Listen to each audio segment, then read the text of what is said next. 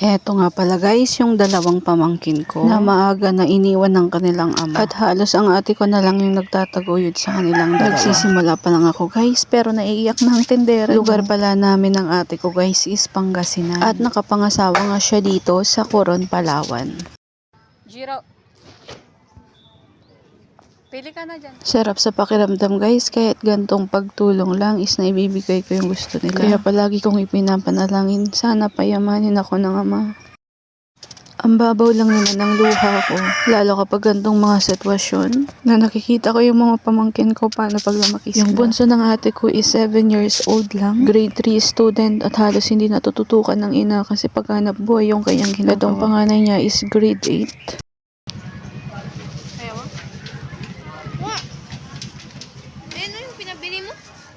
Ayoko sanang i-video ito guys kasi sasabihin na naman ng iba for the content to. Sasabihin na naman nila na pinagkakakitaan ko to. May video kasi ako last year guys, sabi pinagkakitaan ko yung isang video ko. Yun ay yung kay papa ko na nangyari din sa kanya. Gusto ko lang iparating kung makarating man ito sa nagsabi na pinagkakakitaan ko yung mga video ko. Nagkakamali ka kung kumita na ba ako sa video ko na yun. Kumikita lang ako as affiliate kapag may nag-check out, may commission. Hindi na ako magpapakahirap na pumunta magtinda-tindahan para maglako. Paldo ako dito sa pag-a-affiliate. Sa pag-a-affiliate guys, walang kasiguraduhan. Kung consistent ka sa pag-a-upload at maganda yung quality ng iyong video, may potential ka. Mas better guys, bago nyo pasukin ang pag-a-affiliate, meron kayong pagkakakitaan. So ayun guys, dito na pala tayo sa video na to. Sa paglalakbay ko na yan, hindi ko alam kung saan ako patungo. May nakita nga ako dyan na signage, binasa ko kung saan papunta yung papasok na iskinita. Pero hindi ko na sinubukang pumunta dyan guys. Diretso na lang ako sa daan kasi baka mawala pa ako. Lakas loob ako guys na maglako dito sa Coron, Palawan kasi kailangan na. Kasi hindi na namin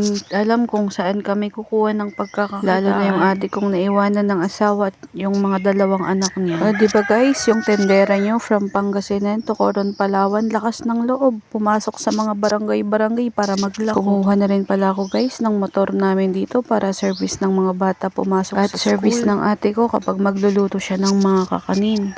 Pero ngayong tag-ulan talaga guys, sobrang hina. Halos yung puhunan niya sa isang araw, kalahati lang bumabalik. Tapos baon pa ng mga bata araw-araw. Nag-iipon din ako panghulog dito sa motor guys at saka pangkas na din. Sobrang hirap din kasi ng daan nila dito guys sa kanila. Sobrang liblib. Maganda yung Coron, Palawan pero yung lugar nila is liblib talaga. Kailangan talaga may service kami guys. Laking tulong na din ito guys kasi kapag nag-upload si Manong ko sa Facebook, kapag may mag-order, maihahatid namin kasi sobrang layo talaga ng mga lugar na. At eto nga guys, tumigil ako dito kasi may nakita akong kapilya. Lokal lang San Nicolas. Lakas ng loob ko maglako guys, baon ko na lang, matinding panalangin. Eto pala guys, yung pangalawang araw ko sa paglalako pero bago ko narating ito guys, naku, sobrang hirap ng pinagdaanan ko. 2 o 3 bundok ata guys yung inikot-ikutan ko. My God guys, parang ayoko na nga magtuloy pero sabi ko nandito na ako, bago ko narating tong school na to guys, naku, parang sabi ko, isang barangay ata yung dinaanan kung wala halos bahay-bahay. Hindi naman ako nabigo guys kasi nakabenta naman ako kasi yung purpose sa tindahan ko binabagsak yung mga lako ko mga guys. Iniisip ko na lang guys para medyo mawala yung kaba ko dyan. Ako iniisip ko nag-i-stroll ako. So hello guys, welcome to Coron, Palawan. Ayun guys, parang nainkanto ata ako. Charot. Grabe. Hirap maghanap ng pera guys for the bentang tendera. Burak Bay this way. Ayan, nalapitan ko na yung bundok guys, yung ito yung natatanaw ko lang. O diba? So uwi na tayo.